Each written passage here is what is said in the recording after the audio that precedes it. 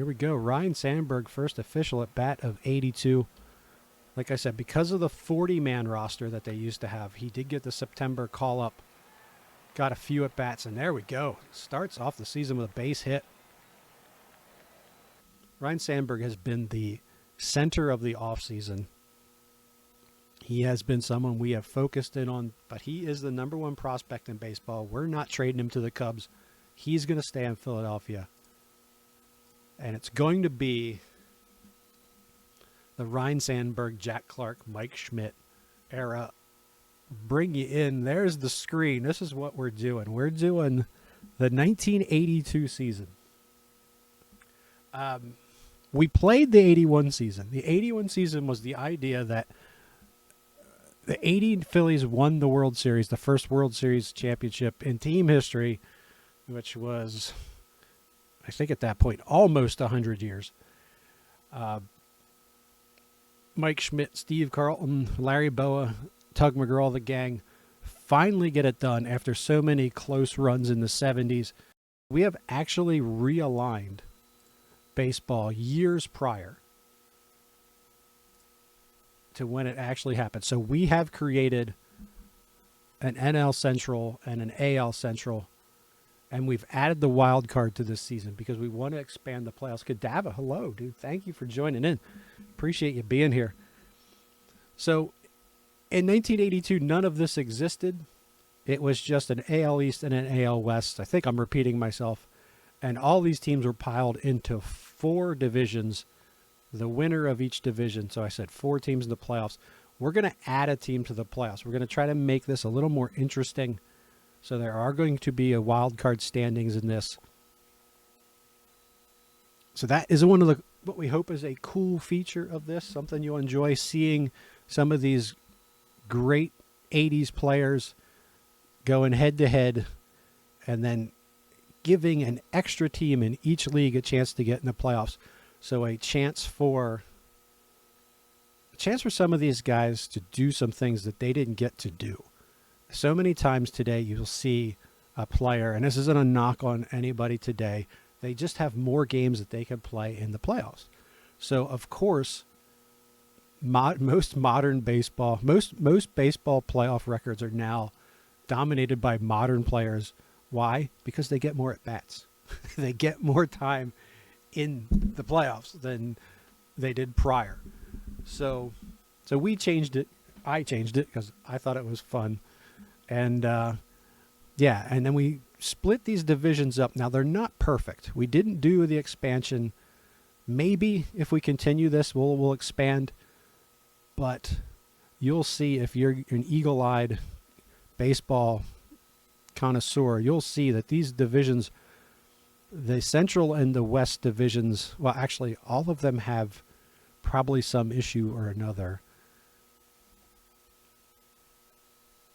The AL East is pretty well right on, except it's the Guardians, not the Indians, which it would have been at the time. And let's see. It's the California Angels at this point. Still, that's fine. We're cool with that. And the Brewers, we left the Brewers in the AL because we wanted to put, we were going to take Houston and move them to the AL like they are today. But the problem with that then is if you move the Brewers over, they can't be in the West. Felt better putting Houston in the West. I don't know if that geographically is even right, but I think it is. And it just made a little more sense to me at the time. So we're going to keep it that way. If we take this beyond the season, then maybe we'll do some early expansion. We'll see. To be honest, the pitching pool is kind of thin already. So if we add teams, I don't know. I've got mixed feelings on it. I think it would be fun to do a draft and add a team, but it may just dilute the talent too much. But that's getting way ahead of ourselves here. Let's see. So, yeah, I didn't intend to get into that right away, but that's it. That's what we're looking at. You got 3 divisions in 1982. You've got a wild card. So that should be fun. Add an extra layer of fun. We'll go back and we'll look at our Phillies because that's who we're going to play this with. Again, the 1980 champs, we came up way short in 81. We did not make the playoffs. We did not win the division. We actually did go on a late season run and pulled ourselves. I think we ended up third in the division. We were at the bottom of that division most of the season. It was rough. It was a really rough year. When it came time, well, actually before we got there, some trades we made. We traded Pete Rose. Pete Rose hit a $180 and was killing us at first base. So we moved him. He got us this left-hander named Joe Price, someone that I was not actually familiar with, but he's a young relief pitcher. The bullpen was our weakness. Philly fans, raise your hand if you've ever heard that before. The bullpen was our weakness, so we added Joe Price for Pete Rose. We actually added Larry Anderson. Now, Larry Anderson would be added to the Phillies, I think, actually in real life in 1982. We went ahead and got him like a year early just because we could make a deal. We brought him in. He's not quite as good as Larry Anderson is by memory, but what the hell? We got him, and he's on the team early. I was hoping, again, like the bullpen was a little rough for certain last year. Tug McGraw, oops, wrong button. McGraw was solid as the closer. We had Ron Reed, who wanted to be a starter, which is why he's not here anymore. He wanted to be a starter. He is best in the setup role, and we put him in the setup role, and he did well for the most part, but he was, I think he was 42 and wanted like a 4-year deal or something crazy like that. Like it was nuts. He was going to be a very old relief pitcher at some point. So we did not extend him. We picked up Ed Farmer in the offseason. Ed is a free agent acquisition. Guy Hoffman is a left-hander that we picked up in the Rule 5 draft. He's going to stay on the club. If he doesn't, he goes back. While we're talking about the bullpen, through the spring, they were pretty good. Cut down for these guys was a little difficult because everybody that's here pitched well in spring training. We had a couple of younger guys pitch well in spring training too. Let's add the rotation in here while we're talking pitching. Carlton, Ruthven, Larry Christensen, Marty Bystrom, Pascual Perez, a very young 24-year-old Pascual Perez. Really excited to have this guy because he could throw. If you're my age and you remember Pascual Perez, he was something else. He had a little bit of a chip on his shoulder, which back in the 80s, people didn't like so much. Today, you wouldn't even notice this guy. But back then, he was a bit of a nuisance to the opposing team, but he could throw, and we saw a chance to grab a 24-year-old Pascual Perez, so we grabbed him. So the rotation last year was strong, particularly in the second half. Marty Bystrom was really good in the first half. Everybody else kind of struggled and then picked it up. The biggest problem with this team in 81 was the bats. It started with the bullpen, and the bullpen had its troubles, but it was really the bats. So we made some changes. Now, I don't know how many of you are familiar. I'm a huge Phillies fan. This is why I use the team. I'm trying to do some what do you want to call it? This is some therapy for me after watching them go out against the Dodgers, who, by the way, look amazing. The Dodgers are just incredible this year, so that's actually helped soften the blow of going out so easily against them. But the 81 Phillies actually should have been pretty good. Gary Matthews was on that squad. He did not hit at all. We let him walk just because of his age and how much money he wanted, and he really, really underperformed. But it was really down to power. We needed more power. That is why you see that young man in the third spot playing right field as Jack Clark. Wasn't our first option. He is a very good option, but he wasn't our first option. Our first option was actually Robin Yount, who I did not know was going to be a free agent. I somehow missed that. He popped out into the free agency, and we just went all in on him for a while. The price for him went super, super high. We bailed. The second best, arguably the best player in free agency was Chet Lemon, a center fielder, if you're not familiar. A really, really solid center fielder. Not a ton of power, but played a great outfield, could run and steal bases. Had some power, but mostly more of a contact on-base guy. But it probably hit you 15 home runs. And back in the 80s, that was pretty good. So we went all in on him. And then it turned out that he's now the highest paid player in baseball, and he's not wearing red pinstripes. We lost out on that. So Jack Clark was essentially our third plan, but in the end, it may have been the best one because he had a heck of a spring. So Clark is added, and the idea there was that Schmidt just didn't really have much protection. Lonnie Smith did a great job leading off, kind of faded at the end of the season, but in this thing, Lonnie Smith is a really good player. And he was a really good player in real life. He just didn't develop into quite what they thought he might be. And he was a shaky outfielder. He's kind of a shaky outfielder here, but not nearly as bad as he was in real life.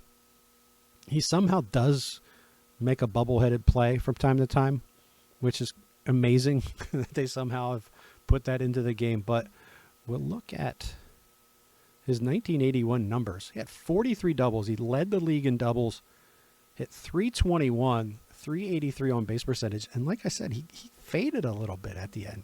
He was in the running for a batting title. He did not win it, but he was chasing a batting title at some point, a 7.4 WAR. So Lonnie Smith, 26-year-old star in the making. We're going to avoid talking about Sandberg just yet. Schmitty, last year, solid season, 244, 28 home runs. So the power was down a little bit.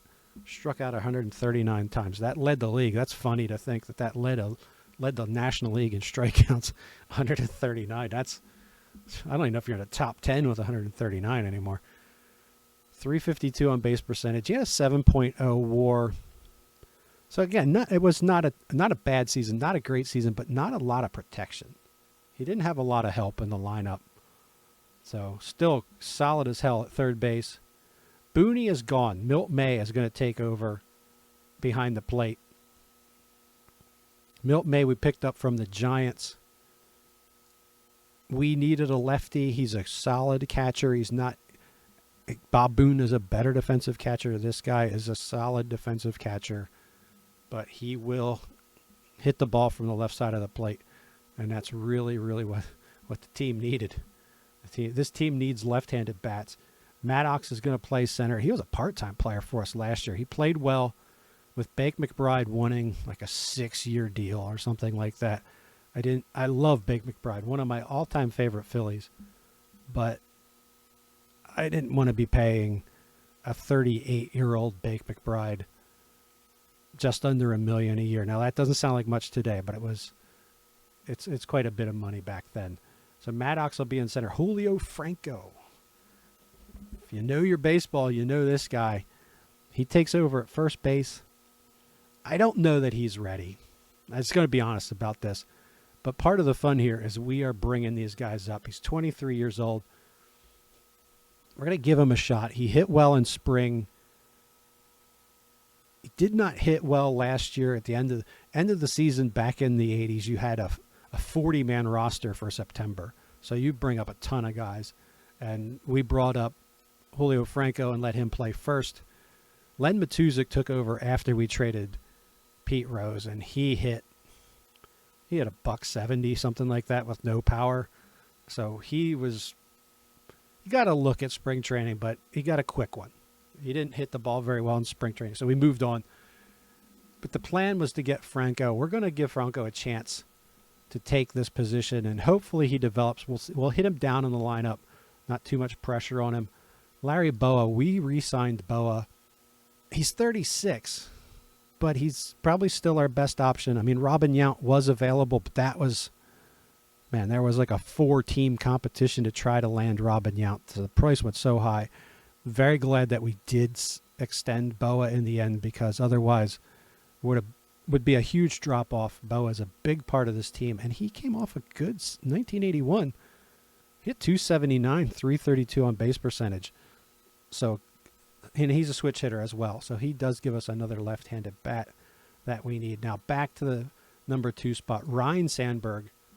Ryne Sandberg has been the center of the offseason. He has been someone we have focused in on his development. He was, we've taken charge of his development, and then we've also, if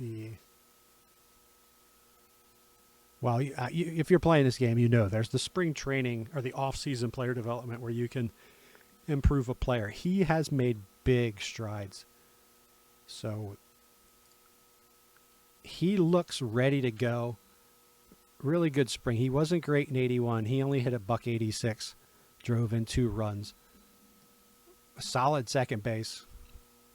Can run the bases. The bat is much, much improved over last year. I'd say now we're starting to shift to developing the power a little bit. But he is the number 1 prospect in baseball. We're not trading him to the Cubs. He's going to stay in Philadelphia. And it's going to be the Ryne Sandberg, Jack Clark, Mike Schmidt era of Phillies baseball. I should say Lonnie Smith, because he is probably actually tough call between him and Schmidt, who's the best player on this team. It just depends on what you're looking for. But it's a strong defensive team. It should hit better. Should be a deeper lineup than last year. And if we pitch the way we pitched last year, the addition of Pascual Perez gives us depth in the rotation. The bullpen should be better with Ed Farmer. And that is your look at the Phillies. So we've got the Ryne Sandberg, Julio Franco era is here, we hope. We've got realigned divisions, and we've got wild card in the playoffs. 1982 underway. Steve Carlton and Amos Otis.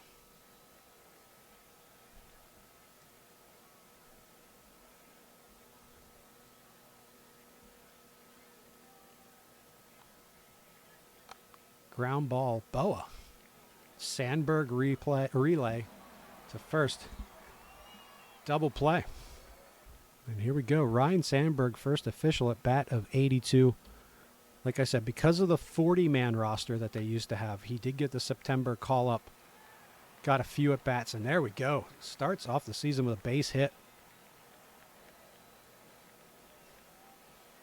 Now, he can run, and I like to run, which is one of the reasons I didn't like losing Bake McBride.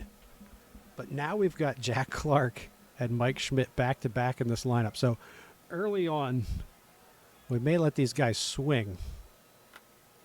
There's a fly ball in the center. Be tracked down and caught 2 away.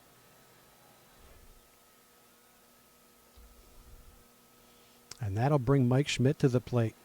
Schmidt, like I said, just 28 home runs last year. That is a down year for him.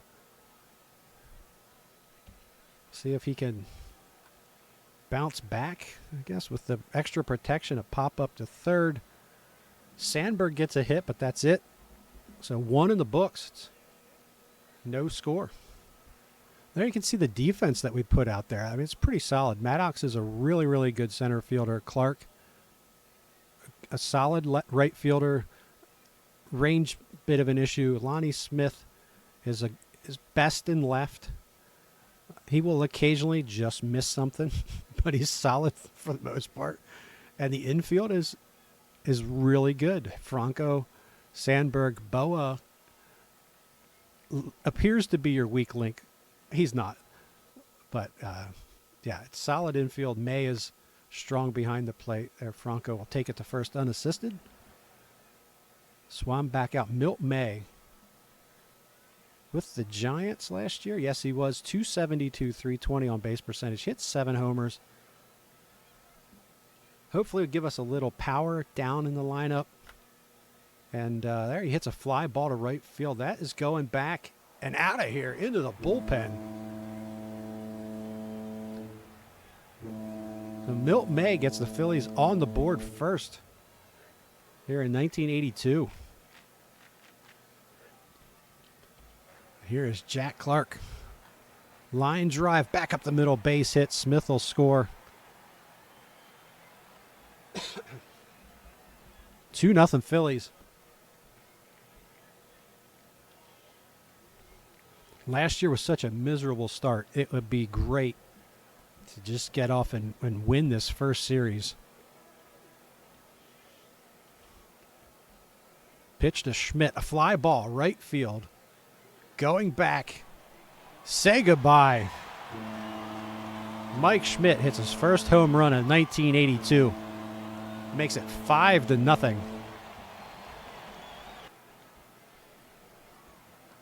Ground ball, second base. Sandberg up with it.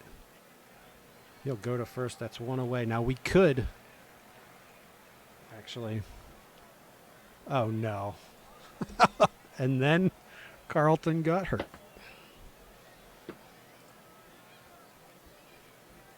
All right, it's day to day for 3 days. Thank the baby Jesus. Farmer will come in. He'll face the lefty with nobody on and a 5-run lead. But I want to have a right-hander for Kingman. We've got McGraw ready if this thing turns into a jam. 1 out. Carlton leaves the game. Should be in his next start. We'll put it that way. Ground ball, second base. Sandberg will charge. Makes the throw. 2 away. As we said, Ed Farmer came over from Montreal. He's going to fill the Ron Reed spot from last year. At least that's the plan. Here's Dave Kingman. Pitch on the way. Swung on and missed. Farmer strikes out Kingman. Phillies pick up a win. Opening day here in Veterans Stadium. The 1982 Phillies are 1-0. Carlton went 8 1/3. Just 3 hits for the Mets. Kingman, Flannery, and Swan, the pitcher, went 1 for 2. For the Phillies, you had 5 runs on 10 hits. Multi-hit game for Ryne Sandberg, 2 for 3. Schmidt was 2 for 3 with a 3-run home run. All right, Swan, 6 innings, gave up 10 hits, 5 earned runs. He took the loss. Carlton picks up the win. As I said, 8 1/3, 3 hits, 1 walk, 5 strikeouts. Good to see y'all. Give us a follow. Jump on YouTube. Give us a subscribe. Like the videos. We always appreciate that. And you all have a great night. And we will see you again very, very soon.